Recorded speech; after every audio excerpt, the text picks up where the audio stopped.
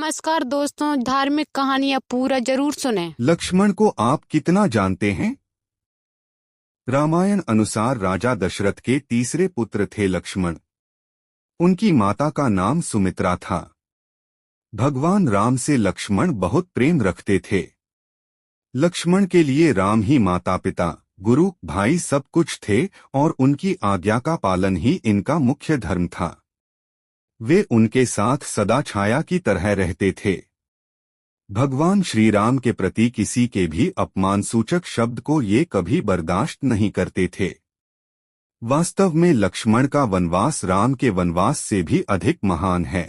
14 वर्ष पत्नी से दूर रहकर उन्होंने केवल राम की सेवा को ही अपने जीवन का ध्येय बनाया। शेषावतार भगवान राम को जहाँ विष्णु का अवतार माना गया है, वहीं लक्ष्मण को शेषावतार कहा जाता है।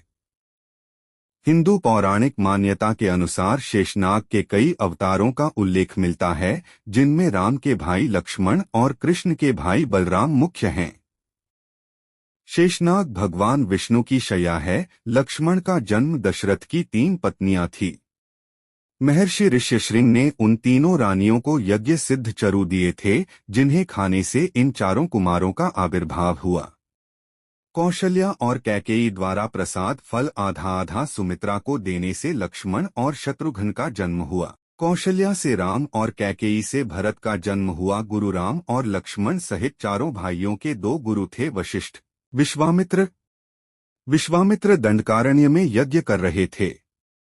रावण के द्वारा वहां नियुक्त ताड़का, सुबाहु और मारीच जैसे राक्षस इनके यज्ञ में बार बार विघ्न उपस्थित कर देते थे। विश्वामित्र अपनी यज्ञ रक्षा के लिए श्रीराम लक्ष्मण को महाराज दशरथ से मांग कर ले आए।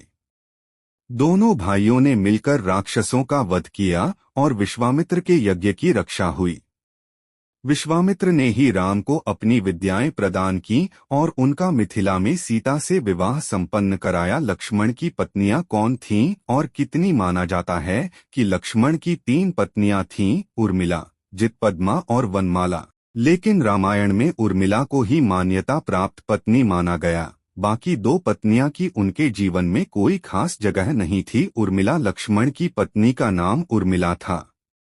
लक्ष्मण ने अपने बड़े भाई के लिए 14 वर्षों तक पत्नी से अलग रहकर वैराग्य का आदर्श उदाहरण प्रस्तुत किया।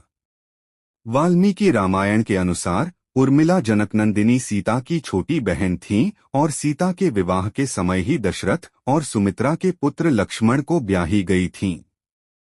लक्ष्मण से इनके अंगद और चंद्रकेतु नाम के 2 पुत्र तथा सोमदा नाम की एक पुत्री उत्पन्न हुई। अंगद ने अंगदियापुरी तथा चंद्रकेतु ने चंद्रकांतापुरी की स्थापना की थी। जितपद्मा लक्ष्मण की एक और पत्नी थी, जिसका नाम था जितपद्मा। लक्ष्मण ने मध्य प्रदेश में क्षेत्रांजलिपुर के राजा के विषय में सुना कि जो उसकी शक्ति को सह लेगा, उसी से वह अपनी कन्या का विवाह कर देगा। लक्ष्मण ने भाई की आज्ञा से राजा से प्रहार करने को कहा। प्रहार शक्ति सहकर उन्होंने शत्रुघ्न राजा की कन्या जितपद्मा को प्राप्त किया। जितपद्मा को समझा बुझाकर राम, सीता तथा लक्ष्मण नगर से चले गए। वनमाला महीधर नामक राजा की कन्या का नाम वनमाला था।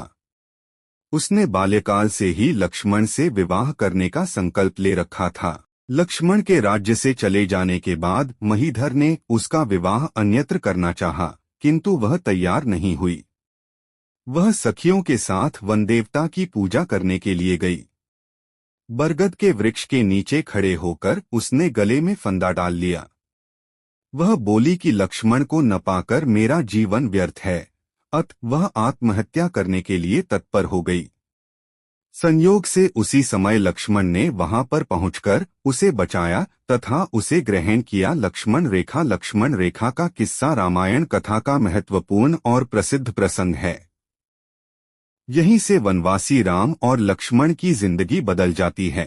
रामायण अनुसार वनवास के समय सीता के आग्रह के कारण भगवान राम मायावी स्वर्ण मृग हिरण के आखेट हेतु उसके पीछे चले जाते हैं।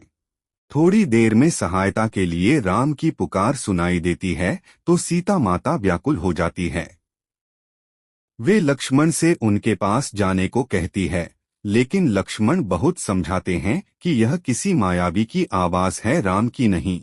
लेकिन सीता माता नहीं मानती हैं। तब विवश होकर जाते हुए लक्ष्मण ने कुटी के चारों ओर एक रेखा खींच दी और सीता माता से कहा कि आप किसी भी दशा में इस रेखा से बाहर न आना। लेकिन तपस्वी के वेश में आए रावण के झांसे में आकर सीता ने लक्ष्मण की खींची हुई रेखा से बाहर पैर रखा ही था कि रावण उसका अपहरण कर ले गया। उस रेखा से भीतर रावण सीता का कुछ नहीं बिगाड़ सकता था। तभी से आज तक लक्ष्मण रेखा नामक उक्ति इस आशय से प्रयुक्त होती है कि किसी भी मामले में निश्चित हद को पार नहीं करना है चाहिए, वरना नुकसान उठाना पड़ता है। लक्ष्मण मूर्छा। राम रावण युद्ध के समय मेघनाद के तीर से लक्ष्मण मूर्छित होकर गिर पड़े। लक्ष्मण की गहन मूर्छा को देखकर सब चिंतित एवं निराश होने लगे। विभीषण ने सबको सांत्वना दी।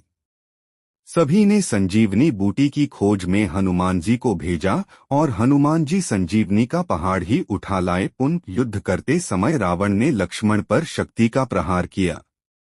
लक्ष्मण मूर्छित हो गए। लक्ष्मण की ऐसी दशा देखकर राम विलाप करने लगे। सुषेण ने कहा, लक्ष्मण के मुंह पर मृत्यु चिन्ह नहीं है, अतः आप निश्चिंत रहिए। लक्ष्मण से जुड़े स्थल लखनऊ। मान्यता है कि लखनऊ शहर लक्ष्मण ने बसाया था। उत्तर भारत में लक्ष्मण को लखन भी कहते हैं। लखनऊ उस क्षेत्र में स्थित है जिसे ऐतिहासिक रूप से अवध क्षेत्र के नाम से जाना जाता था। लखनऊ प्राचीन कौशल राज्य का हिस्सा था। इसे पहले लक्ष्मणावती, लक्ष्मणपुर या लखनपुर के नाम से जाना जाता था, जो बाद में बदलकर लखनऊ हो गया। यहाँ से अयोध्या मात्र 80 मील दूरी पर स्थित है। लक्ष्मण झूला। उत्तरांचल के गढ़वाल क्षेत्र के ऋषिकेश में लक्ष्मण झूला प्रमुख आकर्षण का केंद्र है। मान्यता है कि सबसे पहले इसे राम के भाई लक्ष्मण ने बनवाया था। लक्ष्मण ने यह झूला जूट से बनवाया था। बाद में 1939 में इसे आधुनिक रूप दिया गया। 450 फीट लंबे लक्ष्मण झूले के समीप ही लक्ष्मण और रघुनाथ का मंदिर है। लक्ष्मण मंदिर। लक्ष्मण के देश भर में बहुत सारे मंदिर है। एक मंदिर हेमकुंड झील के तट पर है, जिसे लोकपाल मंदिर के नाम से भी जाना जाता है। पौराणिक कथाओं के अनुसार यह मंदिर ठीक उसी जगह है जहां भगवान राम के भाई लक्ष्मण ने रावण ने बेटे मेघनाद को मरने के बाद अपनी शक्ति को वापस पाने के लिए तप किया था। भारत के सबसे प्राचीन ईंटों से बने मंदिरों में से एक छत्तीसगढ़ में लक्ष्मण मंदिर महानदी के किनारे खड़ा है।